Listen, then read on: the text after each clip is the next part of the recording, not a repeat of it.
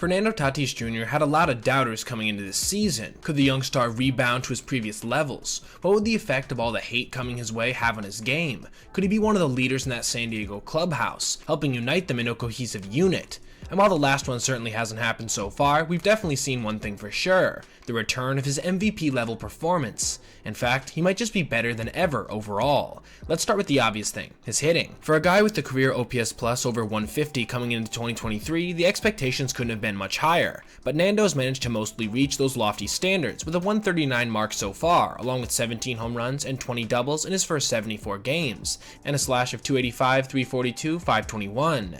These are all just slightly under his prime numbers, and you have to take into account they'll probably be a little rust after a full year off. What's more, the base running, an aspect of his game that separated him from pretty much every slugger aside from Ronald Acuna back in 2021, is back in full force, with him swiping 14 bags to just 3 CS while posting a 95th percentile sprint speed mark of 29.3. But there's also been an area that's seen an immense improvement for Tatis, and it's actually the only thing that compromised his game before his injuries and suspension: his defense. For context, he was worth -9 DRS back when he was a full-time shortstop in 2021, with a mind-numbing 21 errors to boot. It was so bad that San Diego decided to move him before the season even started to the outfield, signing Xander Bogaerts to take his place up the middle. So, how has he responded? Simply by becoming one of the best defensive outfielders in baseball. He's currently saved 15 runs in right field for the Pods, while ranking third in outs above average at 7, success rate added at 4%, and average throwing velocity with a 95.9 mph mark. Even his outfield jump has been elite, in the 87th percentile. These numbers have been accompanied by a slew of impressive highlights, including 100 mph throws, diving and sliding catches, and running ones that make him look less like a slugging corner outfielder and more like a Kevin Kiermaier protege. Look, barring injury, Ronald Acuna Jr. is going to take home the MVP this year. He's got all the numbers to do it, and is on the best team in baseball.